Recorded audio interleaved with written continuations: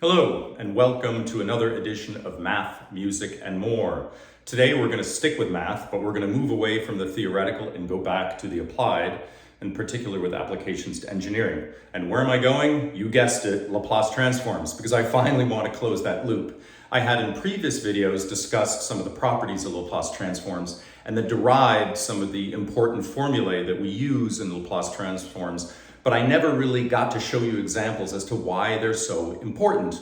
Instead, in one video, I actually showed you some very, very common examples of ordinary differential equations. I think one of them was based on simple harmonic motion, another one was aerodynamics, and another one I think was population growth. So lots of different fields that ordinary differential equations are incredibly useful in. But as I demonstrated in that video, all those simplified models that I created and shared with you could all be solved by either separation of variables or just intuition. You can just look at it and kind of figure it out, based on first order inspection, so to speak.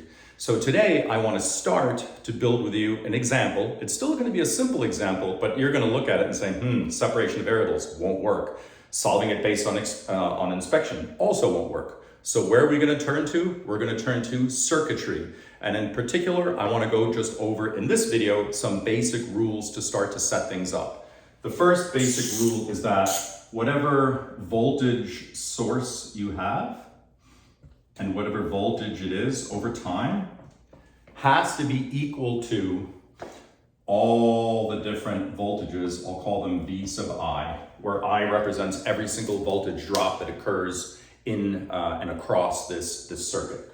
So first, let's just keep that in mind. Anytime you have a source, be it a battery or anything else, it has to somehow be equal to everything that's happening at all the other different nodes or components of the system. So let's draw a very, very simple electric circuit just to show how this could play out. We could have something here. I'm not going to be specific as to what it is. I'm just going to call it a source.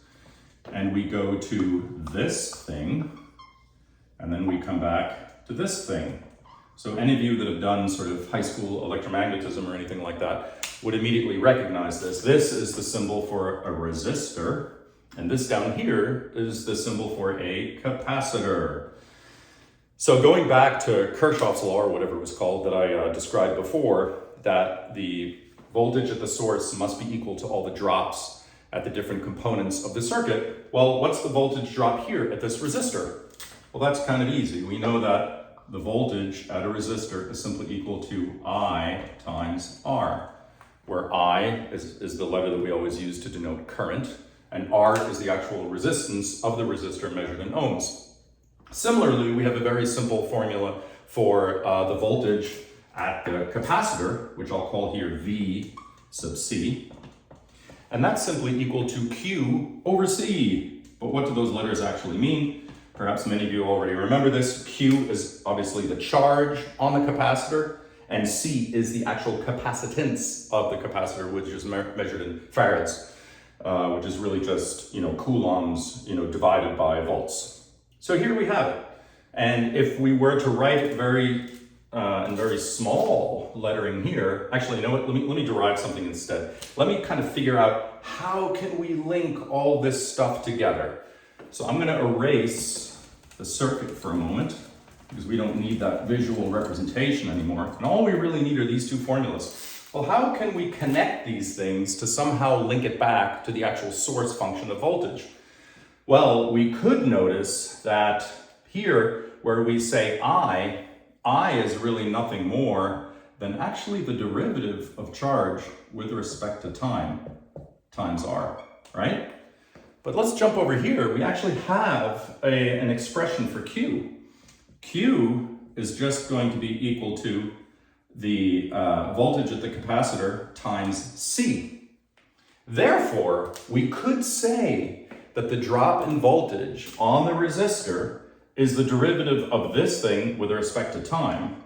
So if you carry this R down, it would be the resistance of the resistor in ohms times C, the capacitance of the capacitor in farads, and then times the derivative of V sub C dt.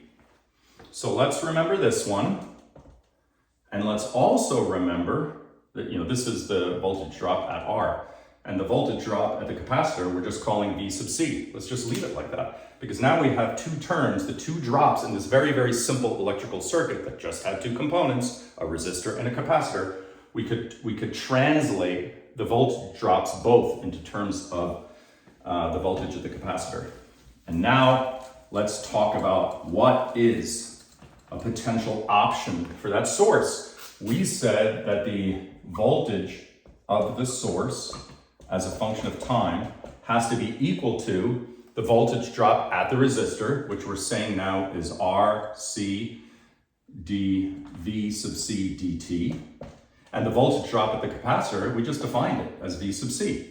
Well, that's almost a complete differential equation. We just don't know what this source function is. And here's what I alluded to in one of my prior videos, where suddenly Laplace transforms are necessary. What if we considered a space where we don't have batteries, where we actually just plug it into the wall, and what do we have there? Alternating current. If it's alternating, you know that it's going to behave transcendentally. So the most simple of equations would just be sine of t. If we assume for a moment that the amplitude of this is simply 1, then it's really just sine of t, so this transcendental wave function is equal to some product of two constants times the derivative of the voltage at the capacitor plus the capacitor itself. So this is actually a first order differential equation in voltage at the capacitor. It is not homogeneous because we have a non-zero term. And in addition to that, it's not something that we can solve using separation of variables, nor is it something that we can solve just visually by inspection. And this is where suddenly Laplace transforms come into play. I'm going to leave this formula up. In fact, from one of my last videos, I left up the Laplace transform of a typical sine wave where I showed the argument was omega t. Here, of course, omega would just be equal to 1. So it would just be a 1 over 1 plus s squared to keep it kind of simple. But anyway, stay tuned. That's my cliffhanger for the next video. But I'm showing you again how Laplace transforms are so incredibly important. It'll get a little bit tedious at one point, but it's a heck of a lot easier than trying to solve it any other way. Hope you enjoyed it. Like and subscribe, and stay tuned for the next version coming up soon. Take care, everybody.